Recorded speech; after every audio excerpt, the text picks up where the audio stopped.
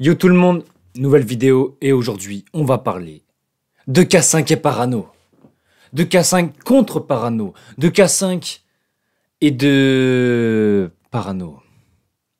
Alors, euh, petite, petite anecdote, K5 et Parano ont participé à Takeover, deuxième édition. Je vous invite à aller voir, le lien est dans la description. Voilà, ça c'est fait. Maintenant, K5 et Parano. Je refais ce concept que vous avez bien aimé sur Marty contre BGL, j'avais fait ça pour le RC14, où vraiment les deux donnaient leur impression à froid du coup sur le battle qu'ils avaient fait au RC14. Donc vous avez bien aimé, je vous fais une version 2 sur le battle K5 et Parano. Un classique, je pense, le classique de leur génération. Là comme ça j'en ai pas d'autres qui me viennent. Je pense que de leur génération c'était le classique. RC13, co-main event, c'est jamais évident de passer avant le main event et ils l'ont fait avec brio. Donc c'est l'un des rares co-main event dont je me souvienne qui a vraiment captivé le public à fond, où il n'y a pas eu de temps mort, enfin de coups de mou, en tout cas sur les éditions que j'ai été voir.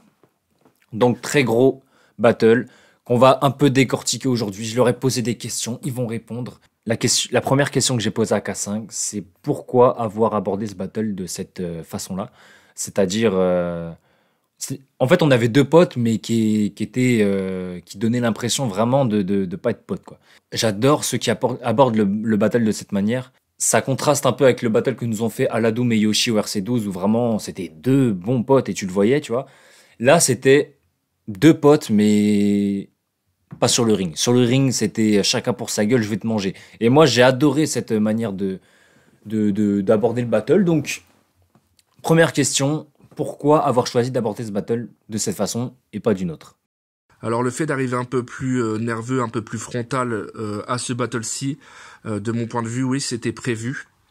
C'était même une sorte de stratégie. Parce que moi j'estimais que quand je suis arrivé, quand je suis monté au RC, je surfais sur un truc qui était un peu à la mode, tu sais, le côté un peu justement la manif, le côté un peu beauf, le côté plus dans le contexte scénique, le contexte humour. Mais ça me ressemblait pas forcément. Je l'ai vraiment fait pour me faire remarquer et ensuite amener ce que j'aime vraiment dans le battle.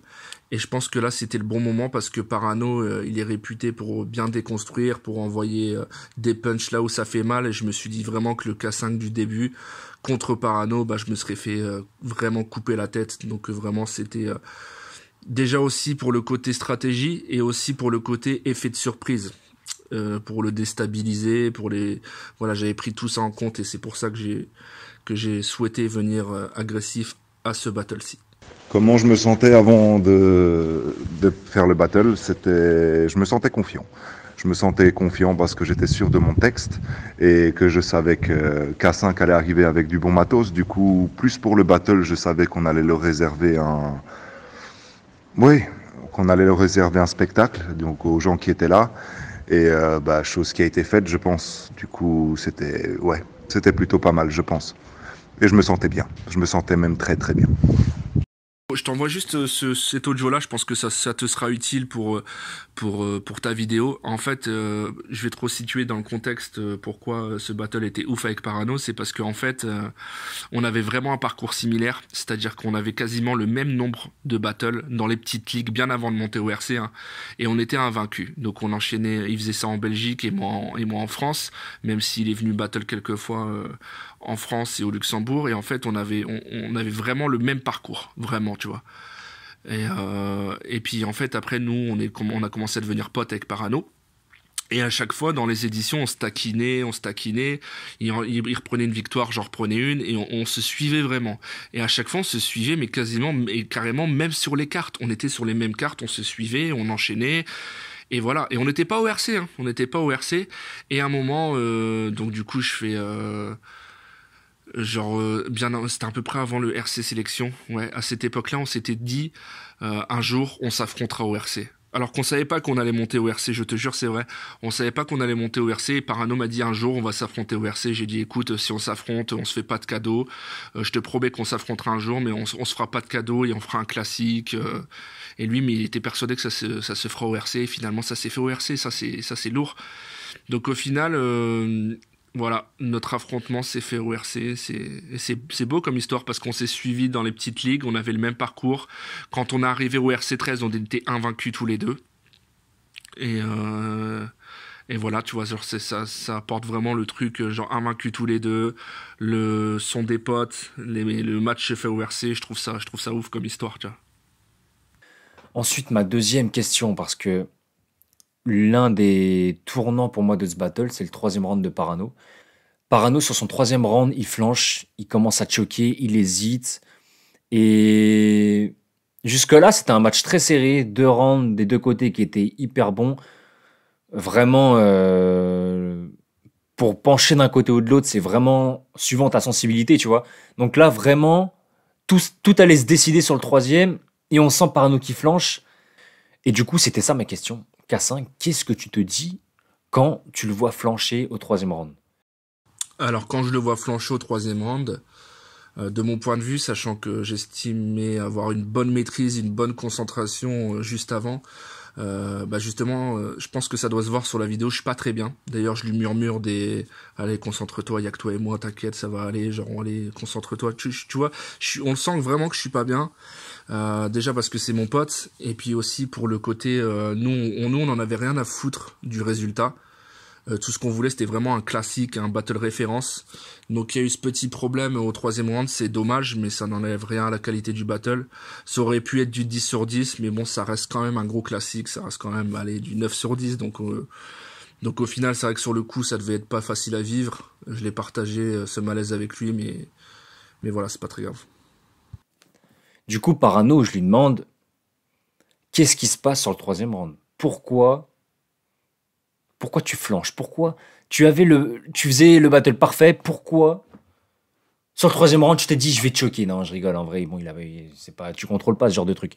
Mais du coup, c'était ça la question. Qu'est-ce qui a fait que tu as choqué sur ce battle? Qu'est-ce qui a fait que sur le troisième round tu décroches? Est-ce que ça manque de concentration, de préparation? C'est le stress?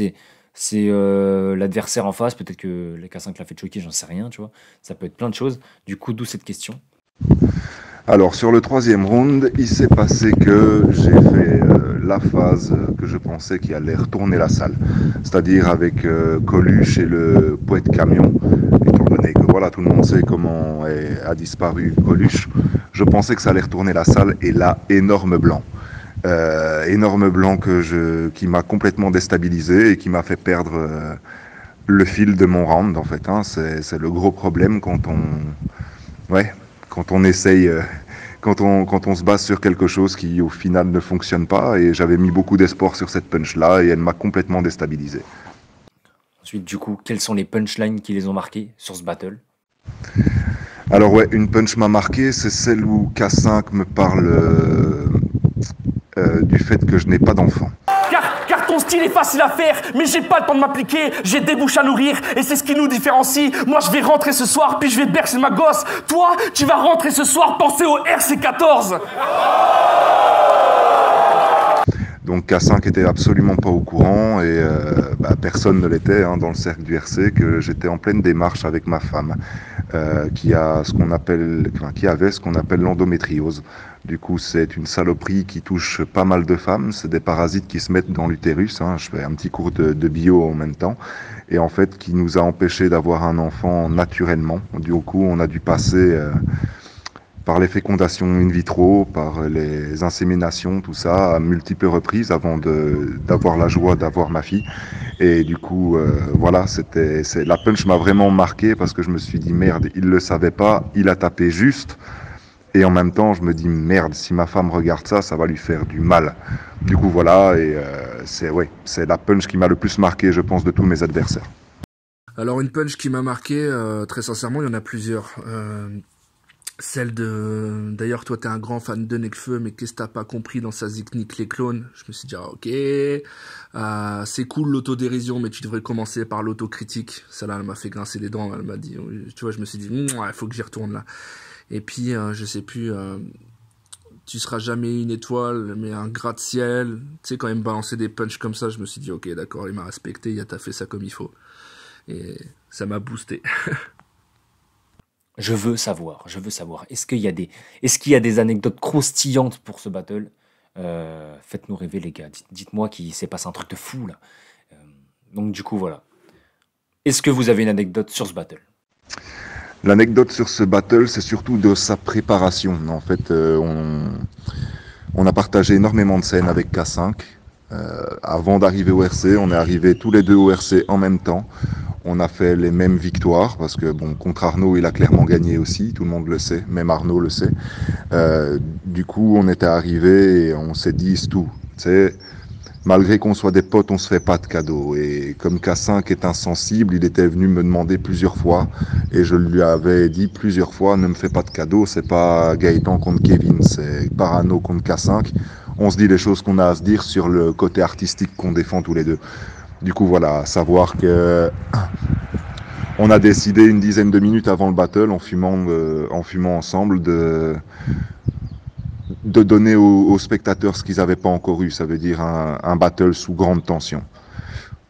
Et je pense que ça a réussi avec les 5 minutes où on s'est regardé dans les yeux sans dire un mot. Et l'électricité a doucement parcouru la salle et a donné une ambiance très particulière.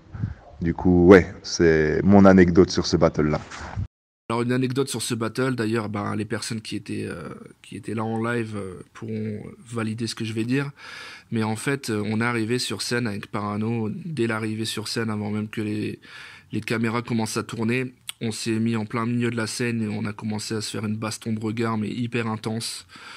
Ni lui, ni moi, on n'a pas baissé les yeux, c'était vraiment, on a imposé l'atmosphère directe et le public a kiffé ça de ouf. Malheureusement, c'était coupé au montage, on le voit vraiment que quelques secondes au début de la vidéo. Et en fait, ce truc s'est décidé peut-être 10 minutes avant de monter sur scène, on était en train de fumer une clope dehors, je lui ai dit, écoute gros, si vraiment on veut faire un classique, si vraiment on veut marquer les esprits que ce battle, viens, on annonce la couleur directe, on monte sur scène et on se lâche pas du regard, tu vois, on fait voir qu'on va se foutre sur la gueule. Lui, il était chaud avec l'idée, il est arrivé, il a pas flanché, j'ai pas flanché, et vraiment le public avait kiffé ce mood. Je me rappelle vraiment que ça a commencé à faire oulala, tu vois, tout le monde a commencé à vraiment se concentrer sur ce battle, et ça a vraiment apporté une atmosphère. Le public était vraiment attentif et réactif à chacune des réactions, genre vraiment, il voulait qu'on s'entretue, et on a amené ce truc-là, alors que ça s'est décidé, ça s'est décidé juste avant de monter sur scène. Voilà. Parce que maintenant, le battle il a eu lieu il y a quelques années maintenant. Qu'est-ce que vous pensez de ce battle maintenant? Est-ce que vous pensez... Enfin, avec du recul, qu'est-ce que vous pensez de ce battle? Et je pense que ce battle est bon. Je pense que beaucoup de gens étaient venus nous voir après le battle pour nous dire que c'était un classique du RC. Je pense que c'est un battle électrique à ce point-là. Je pense pas qu'on en ait eu beaucoup au RC. Du coup, voilà, je pense avec du recul que c'est certainement un des meilleurs battles que j'ai pu faire, malgré le troisième round, hein, voilà, mais je pense surtout que c'est le battle référence de K5. En tout cas, moi, je le vois comme ça. Pour moi, c'est son meilleur battle au RC. Et voilà. Big up à tous et à très très vite. Alors ce que je pense de ce battle, pour moi il vieillit très très bien. Pour moi c'est un des classiques du RC, je pense qu'il mérite d'ailleurs beaucoup plus de vues. Je pense qu'il représente bien l'esprit battle rap. Vraiment l'animosité, l'agressivité, la technique, je pense qu'il y a de tout dans ce battle. J'en suis très fier me concernant, je pense que même encore aujourd'hui, même si j'ai fait plusieurs battles par la suite, ça reste ma meilleure prestation. J'en suis assez fier, il y a une bonne maîtrise. C'est vraiment un battle dont je suis très fier. Et voilà, rien à dire de plus. J'espère que je vais pouvoir en reproduire de cette qualité. Si vous voulez retrouver K5 et Parano en équipe, ça s'est fait à Takeover 2 il n'y a pas longtemps, mais surtout ça va se faire à Tamerlamieux contre Marty et Doc Brown. Contre Marty et Doc Brown, ça va être un battle. Je vais faire une vidéo juste sur ce battle. Juste sur ce battle, je vais faire une vidéo. Je vous mets dans la description le lien si vous voulez aller voir, en savoir un peu plus.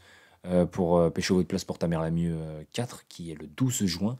Donc c'est là que vous pourrez les voir en double. Et voilà, je pense avoir fait le tour. N'hésitez pas à me dire quel battle vous voulez que je débrief, C'est pas vraiment un débrief en fait, c'est une petite interview de débrief de battle. C'est bien parce qu'il y a plein d'infos croustillantes ou pas, tu sais, ça dépend. Voilà, j'espère que vous avez kiffé. Je vous dis à la prochaine, les gens. À demain, parce que demain, pronostic du RC 2.0. Voilà, tac, c'est fini. Allez. Ciao. Y'a que la musique qui me calme, je choisis mon éloquence. Dans mon agenda, je décale le dimanche dans l'ignorance. Pour le clan, tout le temps, je casse 2-3 dents, je fous le camp. Ma patrie décède, je partirai seul.